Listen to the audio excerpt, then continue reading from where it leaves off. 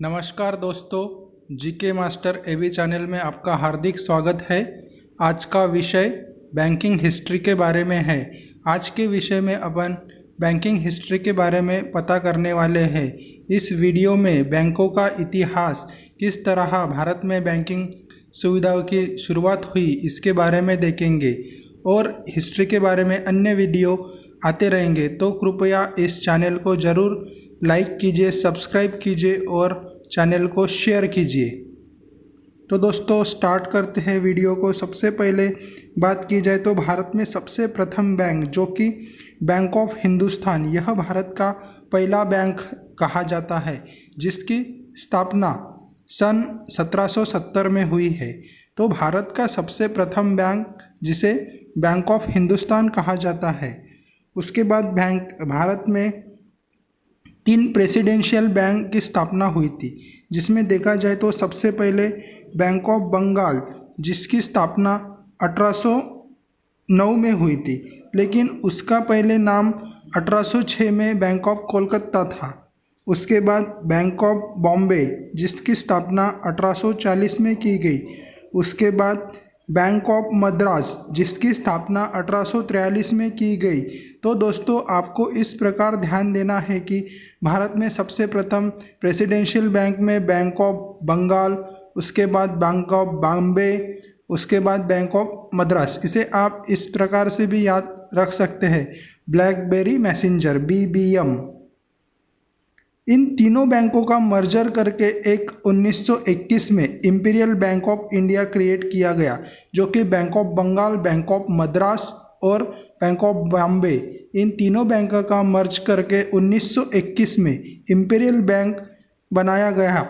Imperial bank का nationalisation सन 1955 में किया गया, जिसे आज स्टेट बैंक ऑफ इंडिया कहा जाता है। यह 1955 में इसका नेशनलाइजेशन जो कि AD गोरेवाला कमेटी के रिकमेंडेड पे किया गया। तो दोस्तों आपको यहाँ पे इस कमेटी का नाम आपको ज़रूर ध्यान रखना होगा, जिसका नाम है AD गोरेवाला कमेटी। इस कमेटी के रिकमेंडेशन के बाद SBI की स्थापना हुई। तो दोस्तों भारत में SBI कब बना? 1955 में SBI की स्थापना हुई।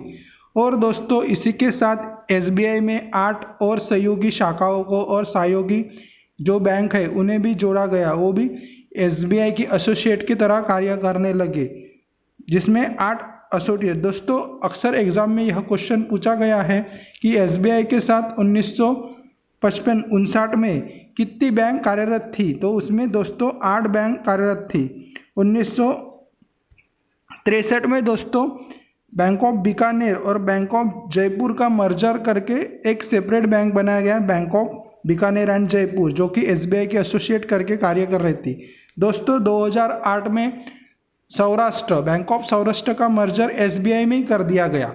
उसके बाद 2010 में इंदौर बैंक का भी मर्जर SBI में कर दिया गया।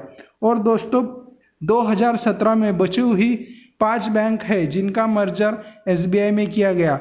और दोस्तों भारत में एक 2013 में भारतीय महिला बैंक जो कि क्रिएट किया गया था, जिसकी चेयरमैन उषा अनंत सुब्रमण्यम थी।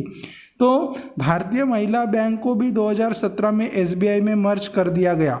तो दोस्तों अभी अपन कमर्शियल बैंक और कॉरपोरेट बैंक की बात करते तो PNB यानी कि पंजाब नेशनल बैंक, जो कि 1894 में तैयार किया गया बैंक है। 1894 में पंजाब नेशनल बैंक की स्थापना हो गई थी। और दोस्तों यह अतिशय महत्वपूर्ण बात यहाँ पे आपको ध्यान देनी होगी कि पंजाब नेशनल बैंक भारत का पहला ऐसा बैंक है जो कि भारतीयों द्वारा चलाया गया बैंक है। उसके बाद दोस्तों सेंट्रल बैंक ऑफ इंडिया, जिसकी स्थापना 1911 में हुई।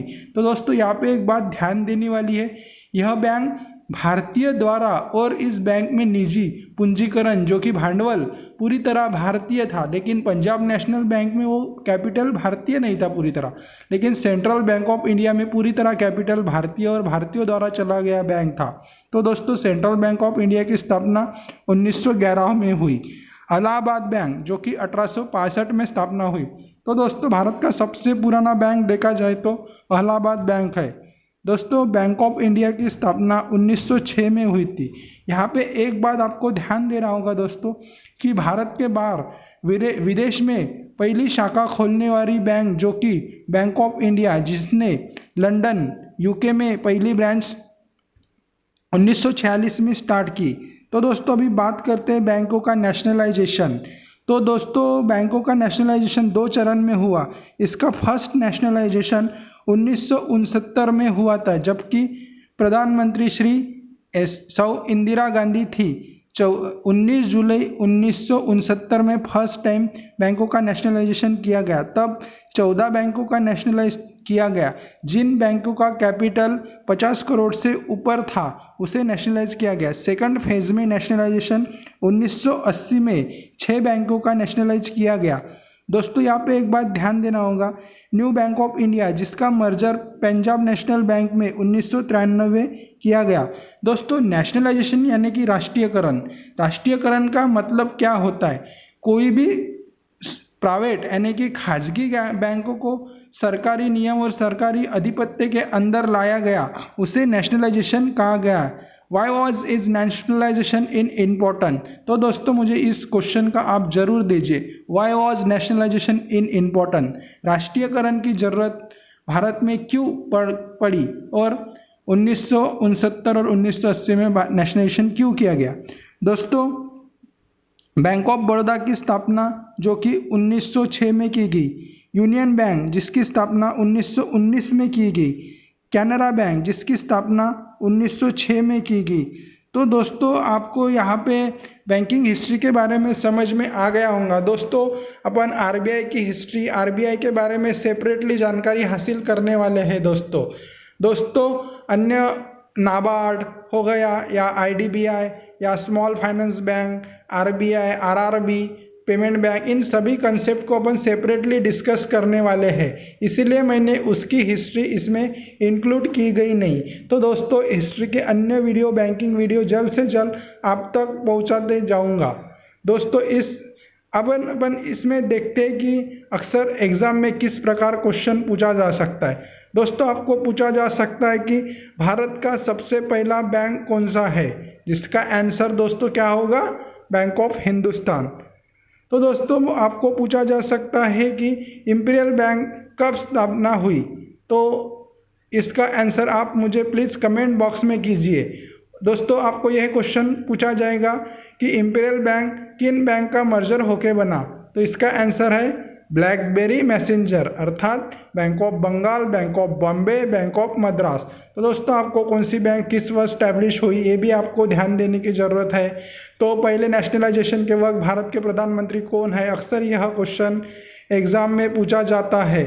तो दोस्तों आपको अन्य हिस्ट्री के वीडियो जल्द से जल्द मिलेंगे। तो यदि आपको वीडियो पसंद आता है दोस्तों तो वीडियो को ज़रूर लाइक कीजिए और लोगों को नॉलेज शेयर होने के लिए इस वीडियो को ज़रूर शेयर कीजिए। और आपको अन्य वीडियो की नोटिफिकेशन मिलने के लिए इस चैनल को सब्सक्राइब कीजिए। दोस्तों आप टेलीग्राम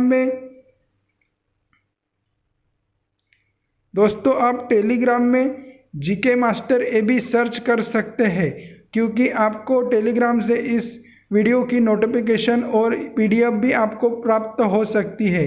तो दोस्तों इसलिए इस चैनल को ज़रूर सब्सक्राइब कीजिए। थैंक यू दोस्तों, जल्द से जल्द मिलेंगे नए वीडियो के साथ।